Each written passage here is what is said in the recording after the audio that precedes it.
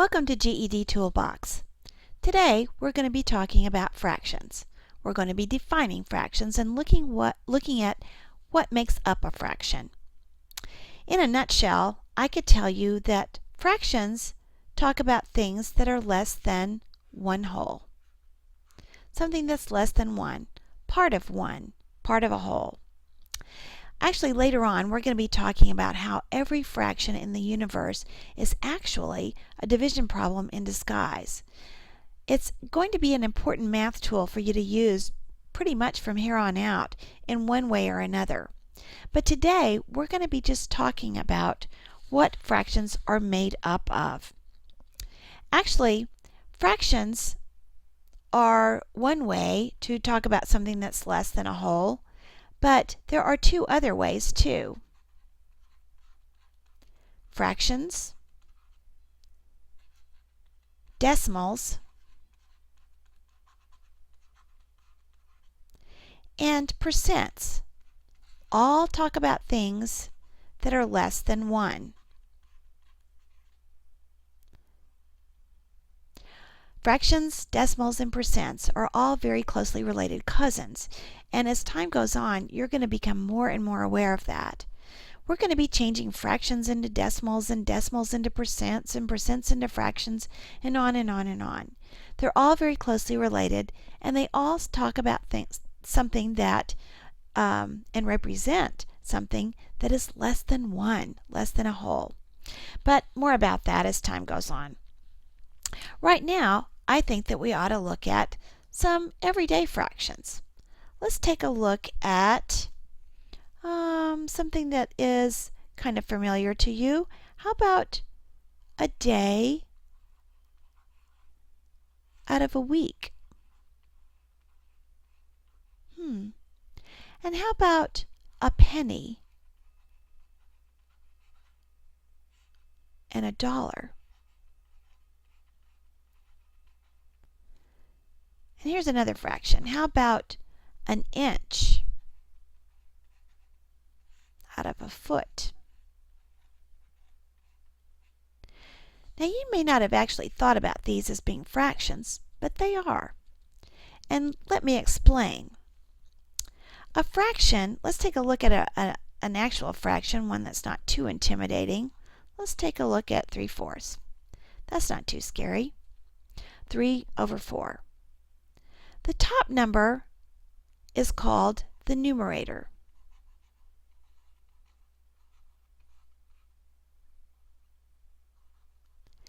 And the bottom number is called the denominator.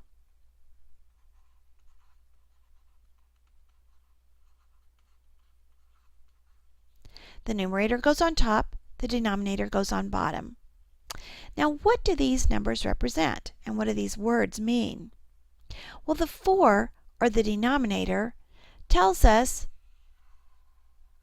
how many pieces our pie is cut into. Math people often talk about fractions in terms of pie. Pizza pie, dessert pie, whatever kind. But it's just an easy way for you to get your brain around what we're talking about. And in this instance, the denominator tells us how many pieces our pie is cut into. The numerator tells us the number of pieces that we're talking about. Numerator, number, both start with the same 3 words. Number, numerator. The denominator is down below the fraction bar, and many math teachers tell their students to remember it that way. Down and denominator both start with a D, and they are both, or the denominator is down under the fraction bar. However you choose to remember it doesn't really matter. My math teacher, when I was younger, told me to remember it with nothing doing. Nothing goes on top and doing goes on bottom. Whatever little trick you have to play with your brain, do it so that you can remember which is which. Numerator on top, denominator on bottom. All right, well, let's take a look at a little closer look at of what makes up fractions. Let me get over here. And let's go a little farther in our definition here. There are three kinds of fractions that I want you to know about. The first one is the proper fraction. Now I'm not talking about something with good manners here.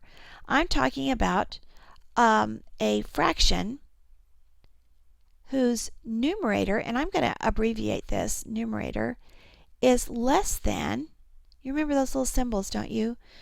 Less than, greater than, that sort of thing. This one's less than the denominator. And an example of that might be our very friendly 3/4. It could also mean 1/2. The numerators are smaller than the denominators. Not too difficult. The next kind of fraction I want you to know about is an improper fraction. Now that indicates that it's not proper. There's plenty of times when you need to have a fraction that looks like this, but for definition's sake, this means that the numerator is greater than or equal to the denominator. And that would look something like 5/4 or maybe 4/4. Anytime you have an improper fraction, you know that there's a whole number, at least one, hiding in there somewhere. And we'll learn very shortly how to figure out what that whole number is. But for now, just remember that an improper fraction has a numerator that is greater than or equal to the denominator. All right. The third kind of fraction that I want you to remember is a mixed number. That's an X, by the way. Mixed number. And that is simply a whole number and a fraction right next to each other, representing a whole one unit. 1.5, 1.5 somethings, 1.5 bags of apples, something like that. So the three kinds of fractions that I want you to know about are proper, numerator is smaller than the denominator; improper, the numerator is greater than or equal to the denominator; and the mixed number, which would be a whole number and a proper fraction sitting side by side. Very good. So let's go back and look at those little fractions, those little everyday fractions that we were just talking about. The day and a week, the penny out of $1, and an inch out of a foot. Some abbreviation going on there. What do those fractions look like? Well, it would be 1 day out of how many? A week is 7 days. So we have to interpret that a little bit, but we can still do it. So a day out of a week is 1/7 of a week. 1 penny out of $1, which is made up of 100 pennies, right? Exactly. So a penny is 1/100th of $1. And in the case of the inch and the foot, how many inches in a foot? 12. So in the case of an inch out of a foot, an inch is 1/12th of a foot. These are all proper fractions, aren't they? They are. They all represent something that's less than a whole. The numerator is smaller than the denominator in each of these, aren't they? Absolutely. So if we do a quick review, using these as our example, we know that a fraction is written as a numerator and a denominator. The numerator is on top. The denominator is on bottom. The denominator tells us how many pieces. I'm not going to cut this in 7 pieces, but if we were doing 3/4,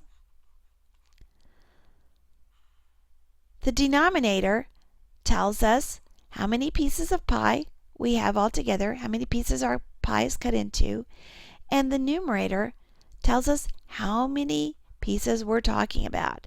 It could be how many that are missing or how many that we have left. Either way, we have 3/4, and that's what we're talking about.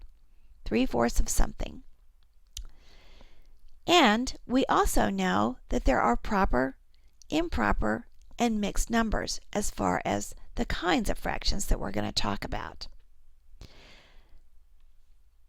Proper fractions being fractions where the numerator is less than the denominator.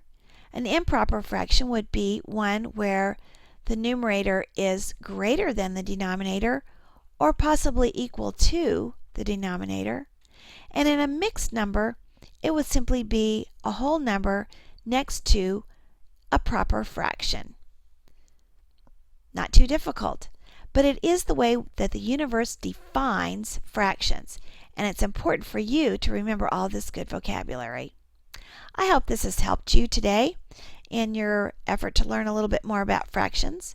Thanks for stopping by the GED Toolbox. Come back again because very shortly we're going to be talking about how to reduce those fractions. So come back again and let's learn some more. Thanks for coming. See you next.